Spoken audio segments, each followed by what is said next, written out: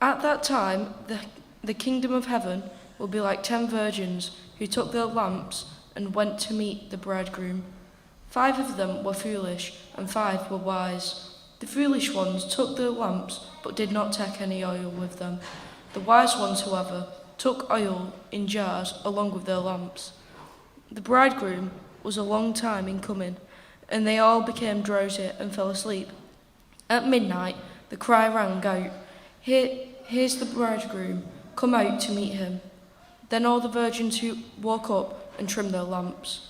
The foolish ones said to the wise, Give us some of your oil, our lamps are going out. No, they replied, there may not be enough for both us and you. Instead, go to those who sell oil and buy some for yourselves. But while they were on the way to buy oil, the bridegroom arrived. The virgins who were ready went in with him to the wedding banquet, and the door was shut. Later, the others also came. Lord, Lord, they said, open the door for us. But he replied, Truly, I tell you, I don't know you. Therefore, keep watch, because you do not know the day or the hour. This is the word of the Lord.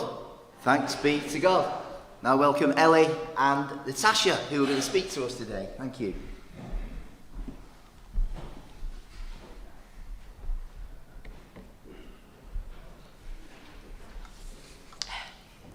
Yeah, hello. Good morning from us as well.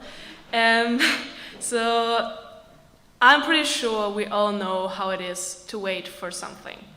For the bus, for example, or for a computer update. I'm pretty sure we all hate this situation. Or for our children or our parents to do something we already told them weeks ago. We as Christians also wait for Jesus to return on this earth, that he will judge the living and the dead, but also to make a new earth where everyone who believes in Jesus will live together with him. The Bible passage for today is a parable about the 10 bridesmaids, which tells us about the returning of Jesus on this earth, to this earth. In ancient time where this parable takes place, when a man asked a woman to be his wife, they made a wedding agreement. And after this wedding agreement, the groom goes back to his house and prepare a new home for both of them.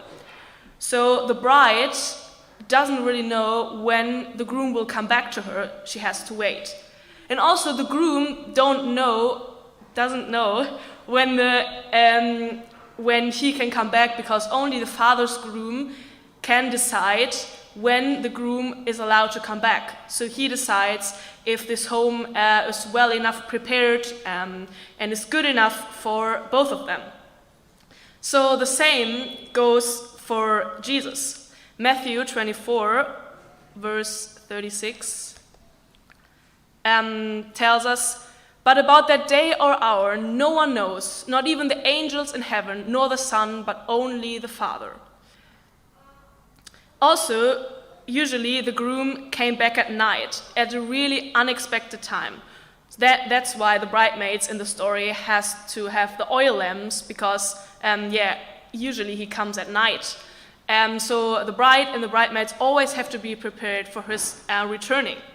And also we can see this when Jesus will return. In 1 Thessalonians 5 verse 2 tells us, For you yourself are fully aware that the day of the Lord will come like a thief in the night. So we learn 2 things from this parable. First, no one on this earth will ever know when Jesus will come back, at which time we cannot really calculate it, we just don't know. And also Jesus himself don't really know when he will come back. Only God the Father knows. And when he will come back, it will be at a really unexpected time, maybe also at a really inappropriate time for us. Thanks, Elli, for starting with the context. And now I'm going to be explaining how this connects to the theme of today's service, being prepared for Jesus' return. Jesus will come like a thief in the night, and when that happens, we don't want to be like the foolish ladies. We want to be prepared just like the wise ladies in the parable. Because, as Ellie explained, even Jesus doesn't know when he's coming back to earth. So we have to keep our belief that he will one day return, whether that's in the next hour or in another 10,000 years. Once you make that decision to choose Jesus as your Lord, you are prepared for his return, just like the wise women were prepared for the bridegroom's return in the story with their oil lanterns. Spread the word of Jesus as he would want you to, so that when he does return, everyone can be prepared for him and live with him for eternity. Other things you can do to put your faith into practice can be helping out your neighbour, checking up on a friend, and just letting people know in general that they are loved and that you care about them. Be prepared now and choose Jesus. Don't wait for your friend, neighbour, or family. The parable after the one that we're talking about today is about 3 servants who were each given talents from the master.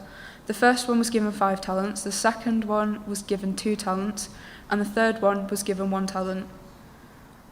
Whilst the first and second servants with 5 and 2 talents worked on their talents and then as a result gained more, the servant with only 1 talent didn't practice as he was scared he would lose his only talent. However, in that process, he ended up with nothing in the end. Whilst the first and second servants had their faith in their master and gained many other talents. The first servant only had his 1 original talent because he was too scared to trust in his master, and in the end ended up with nothing. We should use the faith we are given by God to overcome the time waiting for Jesus, while still practicing our faith, so that when the day comes that Jesus does return, we are prepared.